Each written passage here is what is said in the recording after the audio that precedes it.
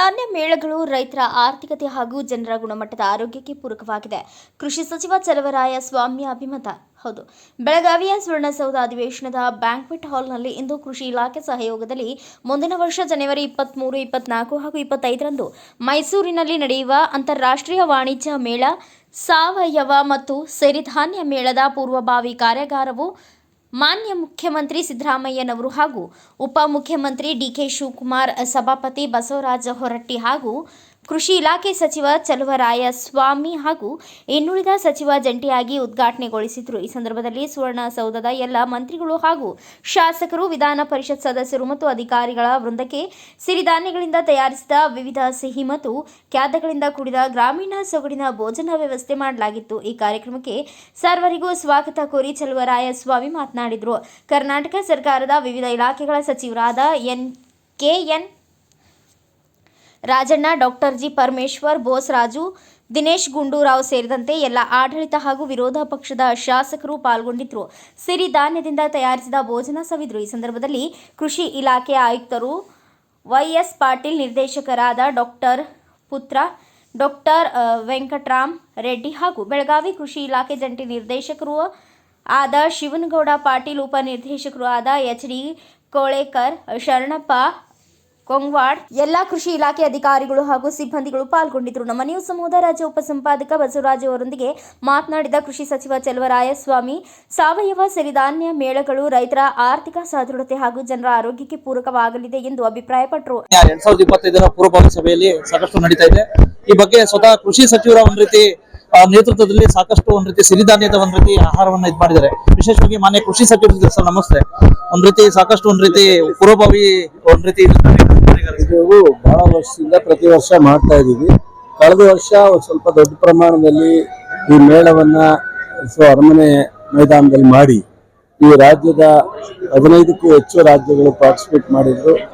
ಕೆಲವು ಅಂತಾರಾಷ್ಟ್ರದ ಕಂಪನಿಗಳು ಬಂದಿದ್ರು, ಅಂತಾರಾಷ್ಟ್ರದ ಪ್ರತಿನಿಧಿಗಳು ಬಂದಿದ್ರು. ಸಾಕಷ್ಟು ಅಗ್ರಿಮೆಂಟ್ ಆಗಿದ್ದು, ಇಲ್ಲಿಂದ ಒಂದು ಎಕ್ಸ್ಪೋರ್ಟ್ ಅಗ್ರಿಮೆಂಟ್ಗಳಾಗಿತ್ತು. ಹೀಗಾಗಿ ಅನೇಕ ಇದನ್ನ ಪ್ರಮೋಟ್ ಮಾಡ್ತಕ್ಕಂಥ ಕೆಲಸನ ಸಿರಿ ಅನ್ನೋ ಒಂದು ಯೋಜನೆ ಮೂಲಕ 10,000 ಒಂದು ಎಕರೆಗೆ ಪ್ರೋತ್ಸಾಹಧನ ಕೊಡ್ತಾ ಇದ್ದೀವಿ. ಸೊ 106 ಕೋಟಿಯನ್ನು ಇಲ್ಲಿವರೆಗೆ ಪ್ರೋತ್ಸಾಹಧನವನ್ನು ಕೊಟ್ಟಿದ್ದೀವಿ.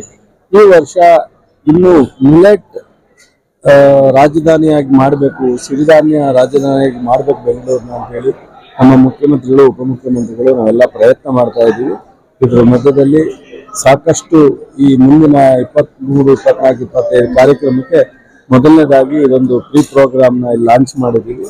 ಎಲ್ಲ ಶಾಸಕರು, ಅಧಿಕಾರಿಗಳು, 2 ಸದನ, ಮುಖ್ಯಮಂತ್ರಿಗಳು, ಉಪಮುಖ್ಯಮಂತ್ರಿಗಳು ಎಲ್ಲರೂ ಬಂದು ಇನಾಗ್ರೇಟ್ ಮಾಡಿದ್ದಾರೆ. ಸೊ ಸಾಧ್ಯವಾದಷ್ಟು ಮುಂದಿನ ದಿನಗಳಲ್ಲಿ ಆರೋಗ್ಯಕ್ಕೆ ಮತ್ತು ಎಲ್ಲ ಥರದ ಮನುಷ್ಯನ ಗುಣಮಟ್ಟದ ಮತ್ತು ಔಷಧಿ, ಇದೊಂದು ರೀತಿ ಆರೋಗ್ಯನೇ ಔಷಧಿಯಾಗಿ ಉಪಯೋಗಿಸ್ತಕ್ಕಂಥ ಅವಕಾಶ ಇರೋದ್ರಿಂದ ಹೆಚ್ಚು ಉಪಯೋಗಿಸ್ಕೋಬೇಕು ಅಂತ ನಾವು ಬೆಂಗಳೂರಿನಲ್ಲಿ ಒಂದು ಮಿಲೆಟ್ ಹಬ್ ಅಂತ ಹೇಳಿ ಮಾಡ್ತಾ ಇದ್ವಿ. ಅಲ್ಲಿ ಎಲ್ಲ ಥರದ ಮೀಟಿಂಗು, ಪ್ರಮೋಷನ್, ಎಕ್ಸ್ಪೋರ್ಟ್ ಮೀಟಿಂಗು ಎಲ್ಲ ಮಾಡ್ಲಿಕ್ಕೆ ಅವಕಾಶ ಇದೆ. ಭಾಳ ನಾವು ಇನ್ನು ಮುಂದೆ ಪ್ರತಿ ರೈತರು ಹೆಚ್ಚು ಬೆಳೆದು ಹೆಚ್ಚು ಉಪಯೋಗಿಸ್ತಕ್ಕಂಥ ರೀತಿಯಲ್ಲಿ ಆಗಬೇಕು. ಈ ಕಡೆ ಭಾಗದಲ್ಲಿ ಕೃಷಿ ಇಲಾಖೆ ಒಂದ್ ರೀತಿ ಕಚೇರಿಗಳಲ್ಲಿ, ರೈತ ಸಂಪರ್ಕ ಕೇಂದ್ರಗಳಲ್ಲಿ ಸಿಬ್ಬಂದಿಗಳು ಕೊರತೆ ಇದೆ ಸರ್. ಅಧಿಕಾರಿಗಳ ಈಗಾಗಲೇ 1,000 ಜನ ತಗೊಳ್ಳೋದಕ್ಕೆ ಕರ್ನಾಟಕ ಪಬ್ಲಿಕ್ ಸರ್ವಿಸ್ ಕಮಿಷನ್ ಬರ್ದಿದ್ದೀವಿ, ತಗೋತಿದ್ದೇವೆ. ಎಲ್ಲ ರೈತರುಗಳಿಗೆ ಒಬ್ಬ ಕೃಷಿ ಸಚಿವರಾಗಿ ಏನ್ ಹೇಳಿ ಬಯಸ್ತಾರೆ ಸರ್? ಏನ್ ಭರವಸೆ ಕೊಡ್ಲಿ?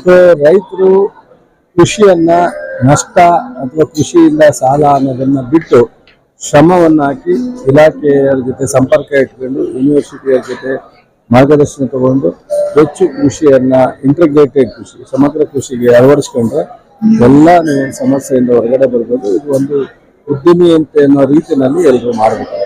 ಒಟ್ಟಾರೆ ಅಧಿವೇಶನ ಸಂದರ್ಭದಲ್ಲಿ ಕೃಷಿ ಇಲಾಖೆ ಸಹಯೋಗದಲ್ಲಿ ನಡೆದ ಸಿರಿಧಾನ್ಯ ಮೇಳದ ಪೂರ್ವಭಾವಿ ಸಭೆಯು ತುಂಬಾನೇ ಆಕರ್ಷಕವಾಗಿ ಗಮನ ಸೆಳೆಯಿತು. ಬ್ಯೂರೋ ರಿಪೋರ್ಟ್, ಬಸವರಾಜು, ರಾಜ್ಯ ಉಪಸಂಪಾದಕ, ಭಾರತ ವೈಭವ news, Suvarna Soudha. Thanks for watching. Read, discuss and debate with editor Dr. Yan Prashant Rao. Wanted reporters in print, digital and visual media for Bharat Vaibhav Daily Newspaper, BV News 5 Channel and BV Fast Web News from all the talukas of Karnataka, Goa and Maharashtra. If interested, send your resume to 9019229369.